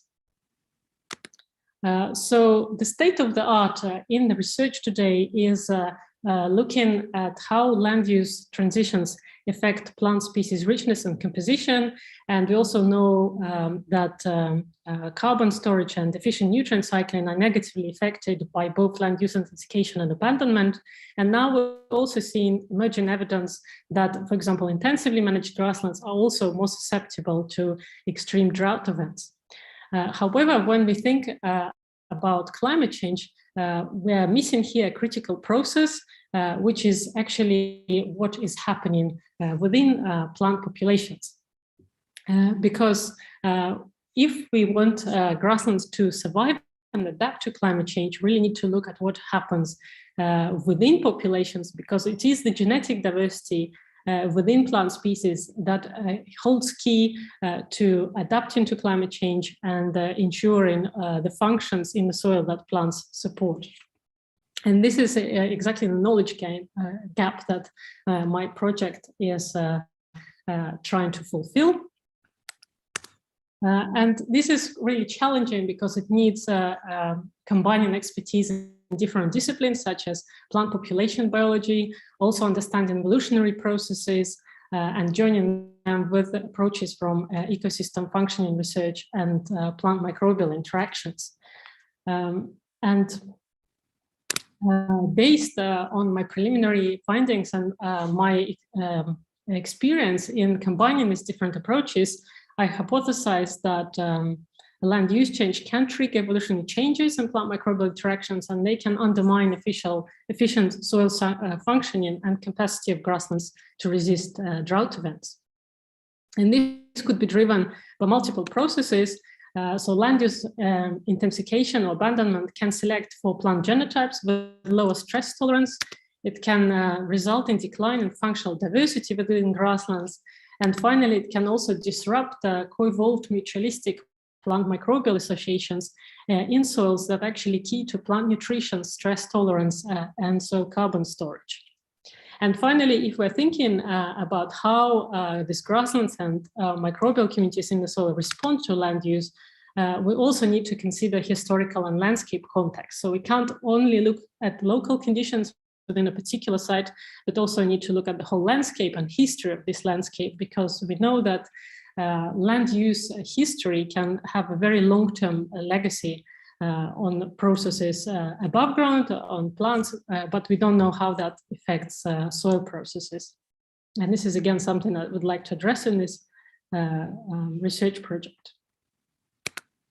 So to address these questions, I'm going to use 4 complementary study systems. I will study the impact of land use intensification in the long Australian fertilization experiment in the UK, Pargrass, where different types of fertilizer have been applied for the last 160 years. But to provide replication and more realistic effect sizes, I will also look at paired extensively and intensively managed sites in Northern England, where different farmers have either took up the use of inorganic fertilizers in around 1950s or continued with traditional management.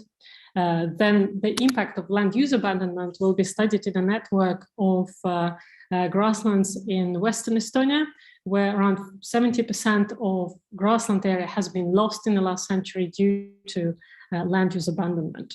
And finally, I will also be looking at grasslands on the island of Öland in Sweden, where there's a good data on grassland succession over the last 300 years, which enable me to look at plant soil interactions in either grasslands that have been converted from arable land just recently, going through 50 years, 100 years, and grasslands that have not been used in arable cultivation for the last 300 years. So it's divided, this project is divided in 4 work packages, each addressing different objectives. So the first objective is just to survey different populations in all these study systems, make field measurements, collect plant genotypes from the field, and then propagate and phenotype them under common conditions to establish heritable changes in the plants. In the second work package, we'll be looking at how these changes in plant genotypes then affect soil interactions. and we will be testing the hypothesis that extensive management selects for genotypes that invest more carbon below ground, particularly in associations with mutualistic fungi, but intensive management and abandonment reduce this allocation of carbon to fungi and make the system more leaky, so more carbon and nitrogen is lost from the system, particularly when subjected to an extreme drought event. And this will be tested with a range of techniques such as stable isotope labeling, metabolomics, sequencing of microbial communities, functional assay of microbial communities, and also looking how these changes in soil microbial communities then feed back to plant growth. In the third work package, we scale up to community level experiments. So we'll assemble experimental communities of different plant composition and using different soil inocula, and then we'll see what are the wider consequences of these changes in plants for soil functioning and also resilience to repeated drought events. And here we'll be mostly focusing on carbon and nitrogen fluxes. And then in the work package 4, we'll be looking at the role of landscape and historical context. So we'll be collecting data on grassland connectivity, current and historical one, people, human population density, continuity of management, to test the hypothesis that consistent low intensity management and high grassland productivity are necessary to maintain grassland resilience to perturbations such as extreme drought events. So collectively, this project aims to uncover the consequences of adaptation to land use for soil functioning and the capacity of plant soil systems to endure and adapt to extreme drought events.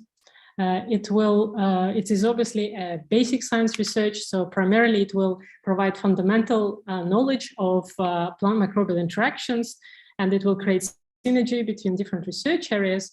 But I see it as a base that could then be used in projects such as proposed in soil missions to build this knowledge into practical solutions such as management and restoration of grassland ecosystems. So thank you. So thank you very much, Marina, for comprehensive overview of grasslands, and we learned a lot. So thank you very much, and we are running out of the time, so we are going directly to our second speaker in this part, to Latvia. So Lauris Leitans, he will present the project and the enhancement of sustainable soil resource management in agriculture. So Lauris, the floor is yours. So one moment. So good day, everyone. I will tell you shortly about our project, Enhancement of Sustainable Soil Resource Management in Agriculture, or for short, E2Soil AGRI. I will try to keep it short, give only the most important points and skip some of the things. It is one of the most, if not the most important soil projects currently ongoing in Latvia. And it is a Norway Grants climate project. The budget is about 2 million, and our partners are Ministry of Agriculture of the Republic of Latvia, State Plant Protection Service, University of Latvia, and Latvian State Forest Research Institute Sea Level. And from Norwegian side, we have Norwegian Institute of Bioeconomy Research. Our main objective is to update national soil data for development and improvement of climate change policy, or to put it simply, improve our current existing soil data, fill the missing gaps, and try to interconnect the data as best as we can. All this improved data will help climate change policy, it will help for sustainable soil management, and so on. The project is currently ongoing. It started February 2021 and it will complete January 2024. We have quite different tasks. The project is very ambitious. We are looking at agricultural soils, peatland. We are looking at topsoil, at soil profiles. We're looking at greenhouse gas emissions. We have very patchworky, you could say, results and tasks, but all these results tie in together to give us better information, better data. They somewhat tie to the EU soil mission, especially to the objective of conserving soil organic carbon stocks, as we are especially trying to establish soil carbon monitoring network, but it also connects to the operational objectives of building capacity and knowledge base for soil stewardship, as soil data is required as soil health indicators and is baseline for most of the objectives. I will go shortly over the most important activities in our project. The first activity is improving reliable country-specific soil information of agricultural land. First thing we are doing, we are developing new national soil classification methodology that is harmonized with world reference-based classification, and we're also trying it out in field works. Using this new soil classification, we are developing soil mapping methodology at 1 to 10,000 scale. And using both of these methodologies, we are doing field works, digging about 100 soil profiles in 2 pilot areas, describing them, classifying the soil and mapping both areas. Afterwards, we will extend the mapping methodology to and develop guidelines for mapping at 1 to 50,000 and 1 to 100,000 scale, and of course calculate costs of the mapping at different scales and detailization levels.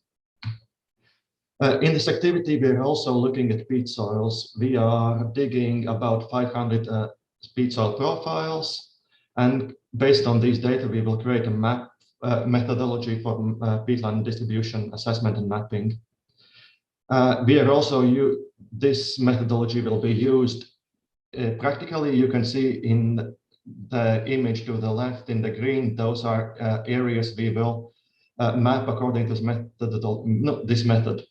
But we have understood that it's impossible to do it in our whole of the country. So at the same time, we're also working on machine learning models, modeling, remote sensing, and machine learning to assist us.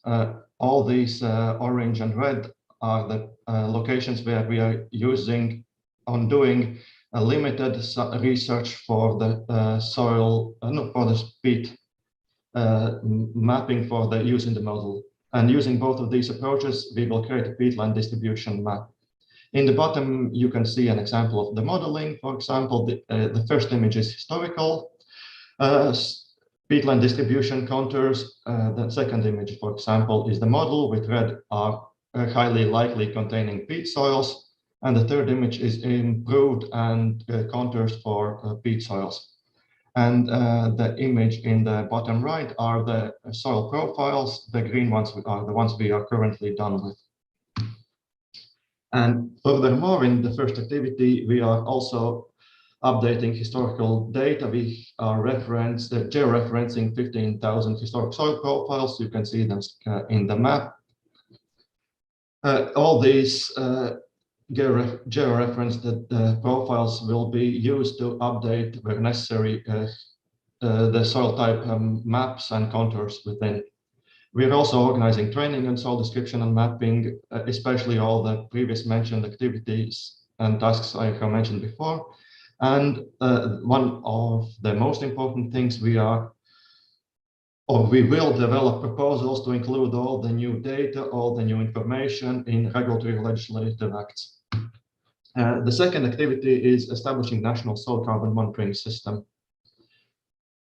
We are planning to establish 200 monitoring points. You can see them scattered on the map. At each point, we will do soil description according to the new methods. We will do various lab analyses, and we also will survey the landowners about crops, fertilizers, yields, and so on. All this data will be used and put in a database that will be integrated in the National Agricultural Land Management System, and it will also be used for carbon stock calculation and integrated in National Greenhouse Gas Inventory Report. The third activity we are doing is developing additional greenhouse gas emission factors for peat soils. Currently, we have established 3 test sites, but we are collecting data for about 2 years. We are looking at greenhouse gas fluxes, environmental parameters, water, soil analyzes, different properties, and also ground cover characteristics like biomass, roots, and so on. All this data will be used to create new greenhouse gas emission factors that will also be used in National Greenhouse Gas Inventory Report.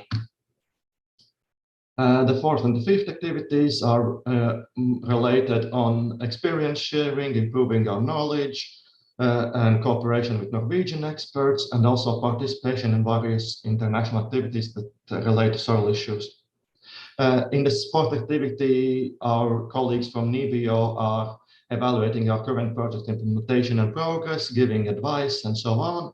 And we also have had a study visit to Norway. So very shortly, this is all about the project. So thank you for attention. I try to keep it very short. Thank you, Lauris. It was really fit in the time. So thank you very much. And this was very interesting presentation. And we wish good luck with your activities for your project. And we are now flying to Lithuania, and we will have 2 short presentations. So as you saw in the chat, Monica Vilkeni is already very active. I saw that she's inviting for the discussion afterwards. So I'd like to present Monica. Monica, she's from Lithuania, and she will present from Lithuanian Research Center of Agriculture and Forestry, and she will present us climate change research in soil sciences review and future collaboration possibilities. So Monica, the floor is yours. Okay, thank you. You can hear me, I hope so, yes? Yes. Okay, and great. We can see the presentation. Thank you. Okay, thank you. So I'm from Lithuanian Research Center for Agriculture and Forestry, and I am project manager. I will try to introduce shortly all our activities of our institution. So we have 100 years of experience in scientific experience. So we think that it's our strong position. In 2010, we merged 3 different institutes and become Lithuanian Research Center for Agriculture and Forestry. We have external 5 experimental stations and open access infrastructure. As well, we have more than 10 long-term experiments, which is ongoing for more than 50 years. So we have a huge data base. And of course, we have a staff enough for the implementation of scientific researches. Major facts of our institution. In 2021, we published about 150 publications, and more than 100 was in first and second quartiles. We registered 40 new crop varieties, and 30 varieties were included in the European Union Common Catalogue of Varieties of Agricultural Plant Species. We have more than 180 research and development contracts. I would say top 5 scientific papers were ranged from 9 to 21 impact factors. We have 26 international ongoing projects and cooperating with more than 70 European Union institutions. Actively, we are working with business partners.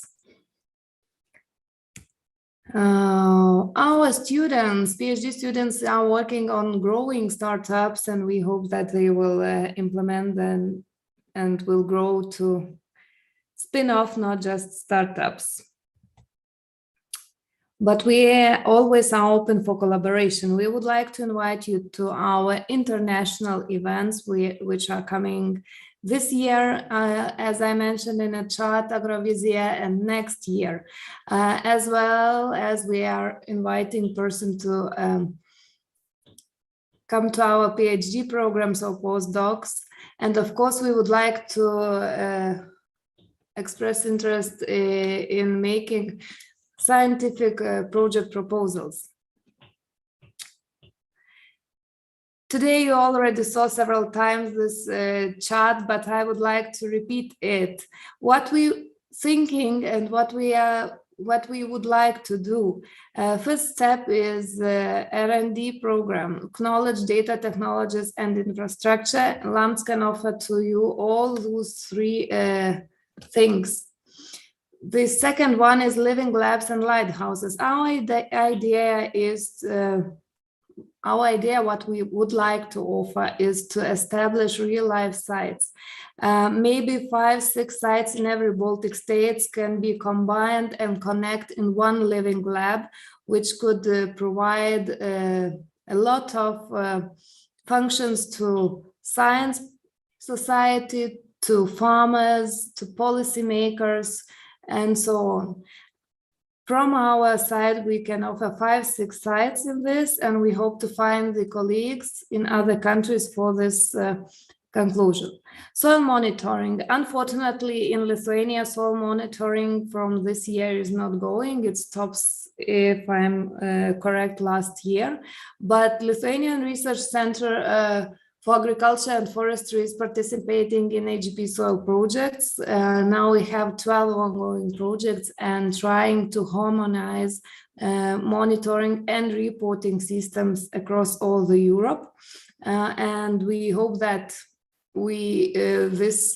these activities will help us to restore the monitoring system at national level in Lithuania. Fourth step, soil literacy communication. We think that it's very important. Partnerships also has a very important role in this communication, training, and advice target groups.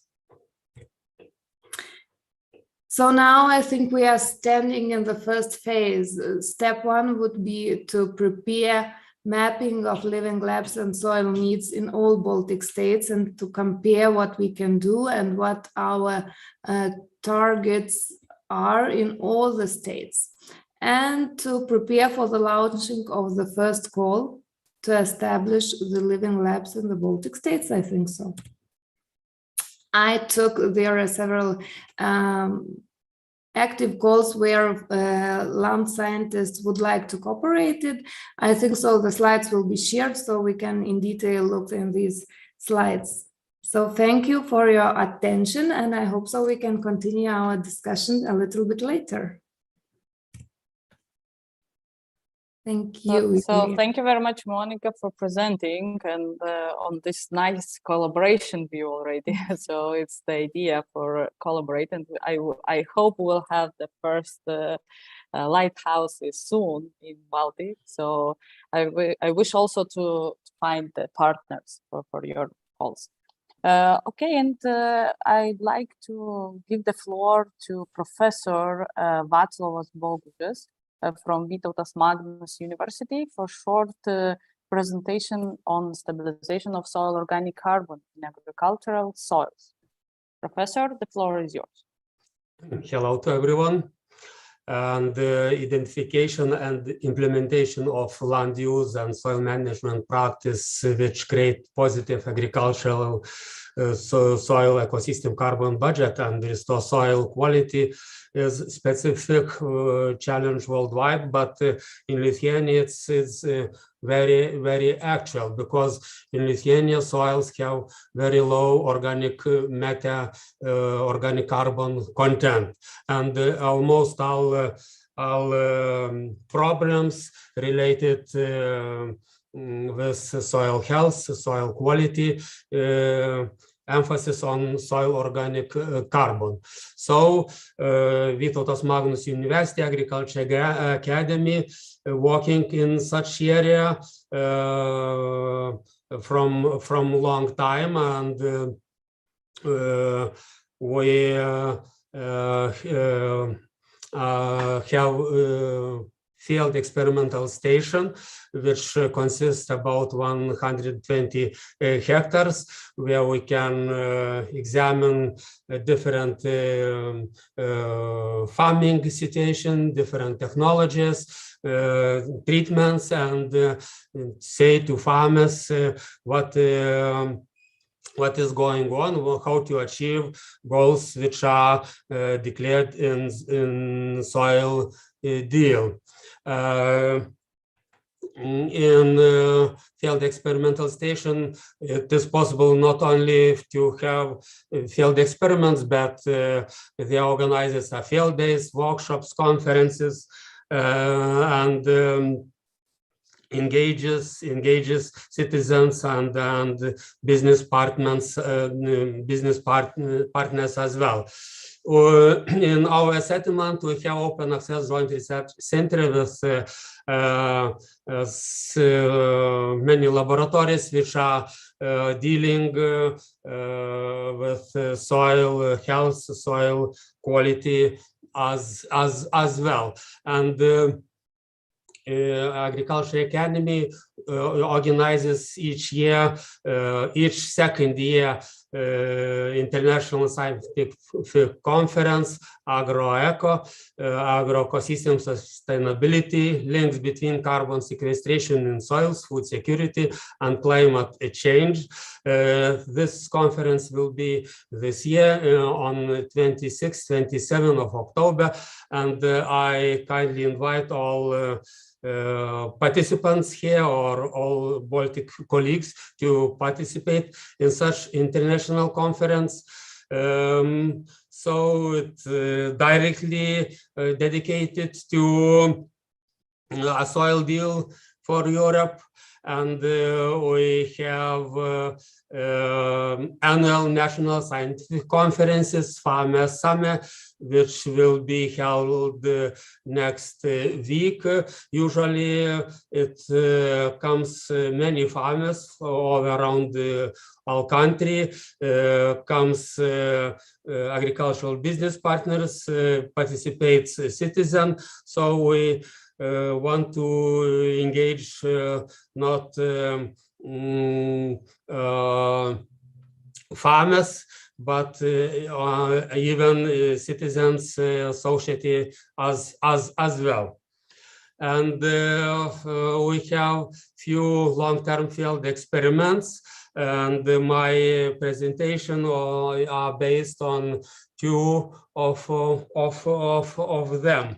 We have established field experiment, crop rotation intensity, which was established in 1966.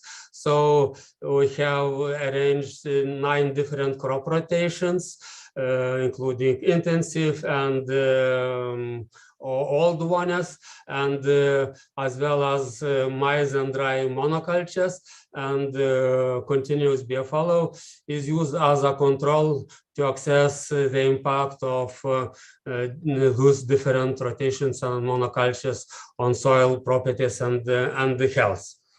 And the results show that intensive crop rotation is the best one according carbon sequestration ratio.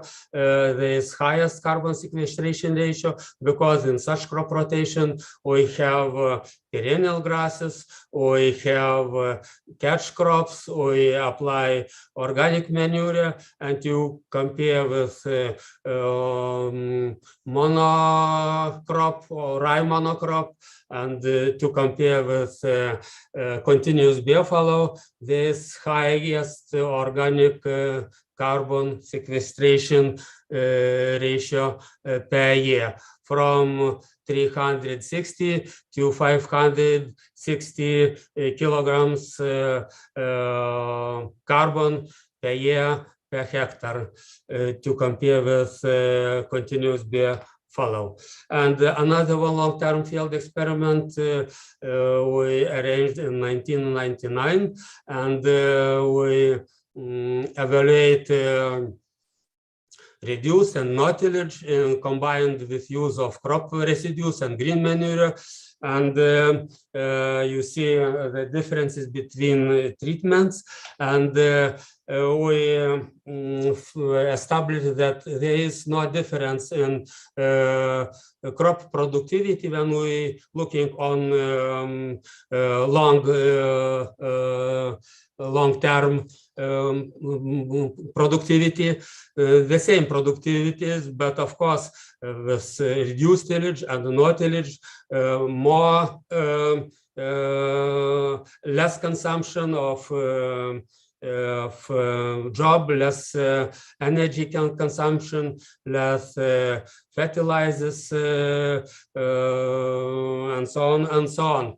and much cheaper. And even the reduced tillage and no tillage increased abundance of microbiota and microbiota biomass as well. And the best one treatment when we're looking on carbon sequestration ratio is when we have no tillage in combination with straw and catch crop application. To compare with deep plowing without straw, the carbon sequestration ratio is higher than 1 ton carbon per year per hectare. So it's very important to farmers to show such figures. They in such way they realize what they are doing, what the situation they have in their fields. So we are also are going to participate in living labs and lighthouses. And just now we started European joint project soil compacts, soil management effects on soil organic matter properties and carbon sequestration. And I hope, and of course, I really know that our long-term field experiments, as well as other field experiments which we have, it is will lead to achieve mission soil deal for Europe. Thank you so much. Yes, I just forgot to say that our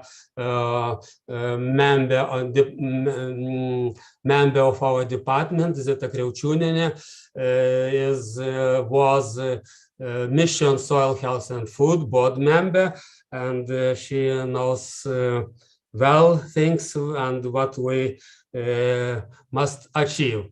Thank you so much. Mm-hmm. Thank you very much, Professor. It was really very interesting to hear what your university is doing and what kind of research you are managing. And we see that it's really very interesting and important and hot topic. So that's why everyone wants to share their knowledge so much. So we thank you that you are still staying with us. We are now inviting Professor Marta Pogrzebak from Poland, and to present phytoremediation as a solution for heavy metal contaminated land. So, Professor, please, the floor is yours.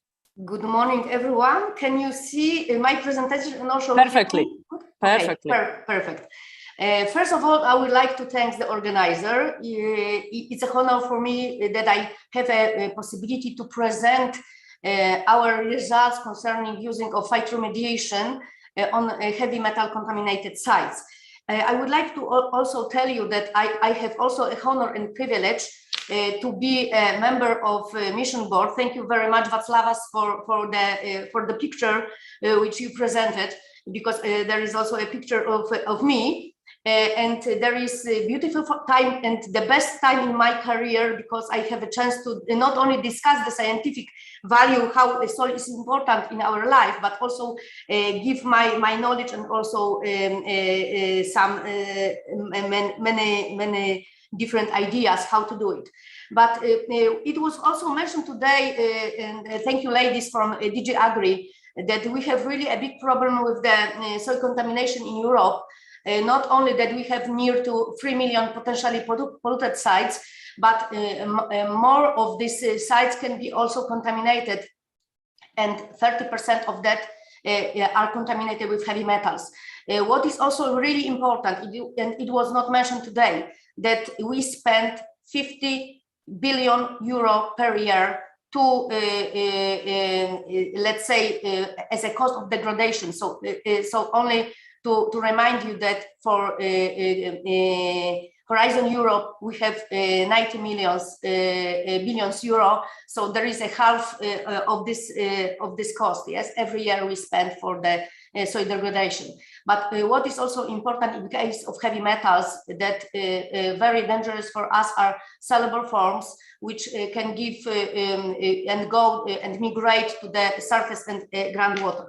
But as you say before in the first presentations, that we really need to take care about the reduce soil degradation and also diminish the number of degraded lands. And it was mentioned in our report titled Caring for Soil is Caring for Life, published in 2020.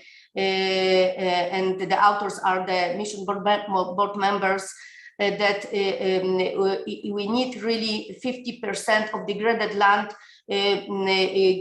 goes to the let's say degradation neutrality. So it means that we should let's say resolve that problem, and also we should remediate this soil or revitalize the soil. What is really important, we really need to enhance the number of urban soil reuse.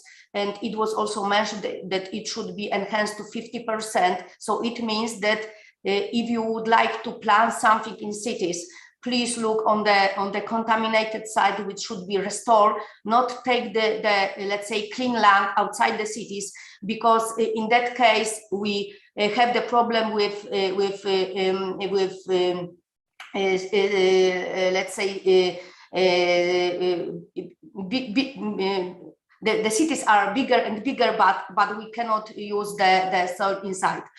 The problem of heavy metals, as you see, there is not only the Baltic Sea region or the eastern countries, but all the Europe are, let's say, have the problem with heavy metal concentration in soil, especially lead, cadmium, and zinc. And of course, there are some many possibilities to remediate the soil by technical methods, but these methods are very costly. So we may try to use the biological methods, and for heavily polluted areas, we propose the phytostabilization. It means that we can use the plants to stabilize the ground. Of course, when we use some amendments which blocked the mobile form of heavy metals, the process called assist phytostabilization. But we should remember that we not, in this case, not remediate the site. So all these heavy metals and all contaminants stay in the soil. We only block the mobile form of these contaminants, and also create a plant cover, and these places are safe. But for moderately polluted areas, means arable land contaminated with heavy metals, we can use the phytoextraction and produce, for example, energy crop for such areas. And in that case, we also can clean this land year by year and crop by crop. But also we have a problem with contaminated biomass, but I show you what we can do with that. And a few words about the phytostabilization. And as you see on the graph, we have the contaminants in the ground, and we blocked in the root zone these contaminants. But also we should select the plants which not uptake the contaminants to the above ground part of plants. When we use some chemical amendments, we can block and enhance the blocking of the mobility of heavy metals. And in this case, the process called aided phytostabilization. And how it works. There is the case study done 2 years ago in the city of Ruda Śląska. There is, let's say, in the middle of the Silesia region in southern Poland, and how the process looked like. We have contaminated soil, we have in the ground lead, cadmium, and zinc. We put to the ground the immobilizing agent. Our immobilizing agent, there was lime and also lignite. Then we should wait, of course, to immobilize this heavy metal fraction. Then the next step, we sown the grasses. and also, of course, based on the Polish varieties. And then after this process, after 2 or 3 years, we should monitor the grant. But as you see on the graphs, on the figures, we are able to block about 90% of available fraction of metals. It means that the second factor, so the grass, not uptake this heavy metals to the above ground part of plants, and you can see it also on the figures that we are able to cut by half the uptake of heavy metals by plants. And how the site looks, the figures on left, there is before the revitalization, and in the middle and the right figures, there is after revitalization. This method were used to stabilize heavy metals, and as you see, we also create a recreational area for citizens. And as you see from the middle pictures, there are also the residential area with when people live, but also we have the kindergartens, we have the shops here. So really the center of the city, and I'm proud because I'm let's say owner of the idea, and we did it, and we back this area to the citizens and residents. And when we go to the phyto extraction and moderately polluted areas, there is completely different process. So we are interested that that plant uptake these heavy metals to the above ground part of plants. Of course, we can use also chemicals which chelate, so bound the heavy metals and transport them to the shoots. But different chelators, and I also analyze it, are very high prices, and the process is not possible and not economically possible to implement in the huge scale. But for these areas, we can grow energy crops, so not last this arable land contaminated with heavy metals, but dedicated these areas to energy crop cultivation. So there is the idea for marginal soils. And why this idea is really important, because as I said previously, we have about 1 billion of marginal land in Europe. 30% of 800,000 square kilometers in Europe are contaminated with heavy metals, but also this land cannot be used for food and fodder production. That's why should be dedicated for energy crop production, and some of this energy crop have possibility to uptake heavy metals, so can be used effectively in phytoremediation. And our experimental site, which were used in different projects, you can see the heavy metal concentration. Only for your information, lead concentration 5 times higher than limit for arable land, cadmium and zinc 7 times higher than limit for arable land. And the first project, Phyto2Energy, finished 2 years ago, so 4 years ago, and the main expected result was to obtain information which energy crops can be used successfully for biomass production and for remediation, but also we developed the guidance for farmers, and if you are interested, I can send you also that, but of course after the event. Some scientific data, you can see that using these 4 plant species, we are able to uptake from, for example, in lead, 1 kilogram per year per crop, or cadmium 200 grams, or zinc 4 kilograms. There is not so big amount, but if you, because this plant grows about 15 years, and if you harvest this plant every year, it means that you also in this harvest have the heavy metals amount. So it means that you clean your soil every year and every year. And of course, the next 2 projects one of them, the first one, Miskomar, I was coordinated. The first one finished in 2020, but the next started. There is under the ERANET call, but this project are interested not only in contaminated heavy metal soils, but also to marginal and fallow soils, and also soils depleted under intensive agriculture, and also a few only data. You can see that also seed-based hybrids in this country, seed-based hybrids, because this project is dedicated to show that this marginal land can be used for this plant growth, and we are able also to uptake huge amount of zinc.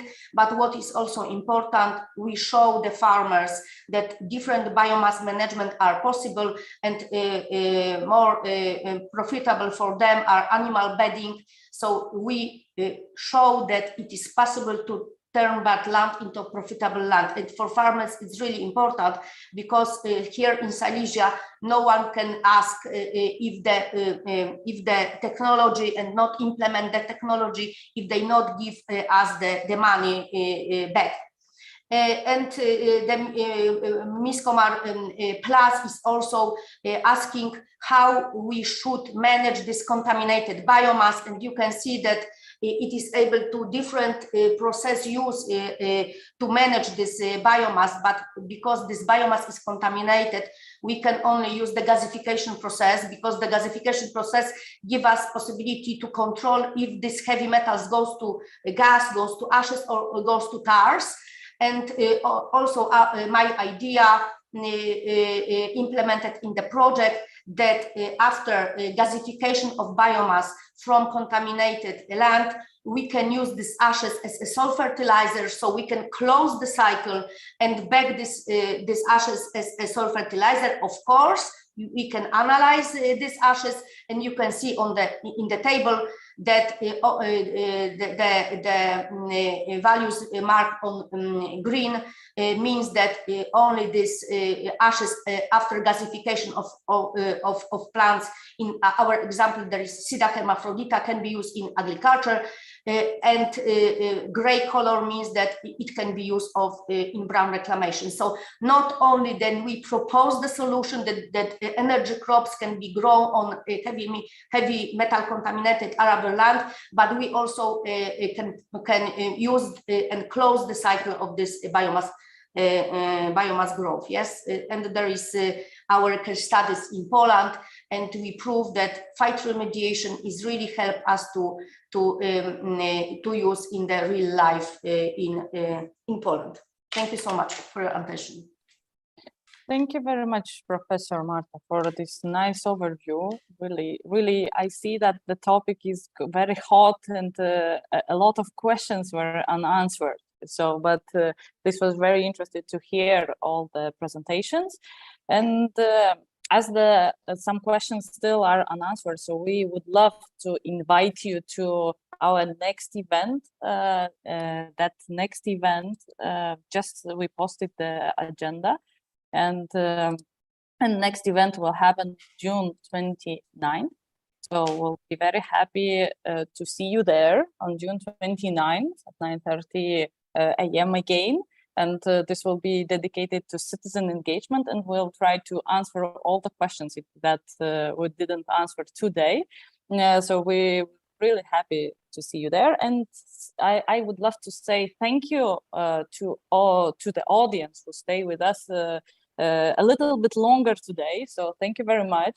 Thank you to my wonderful colleagues from 4 Brussels-based offices that organized this event together, and also colleagues, national contact points from our countries who were helping us with all these issues. And we are waiting for you to see you again in our next event on June 29th. So thank you once more time for being with us today. Thank you.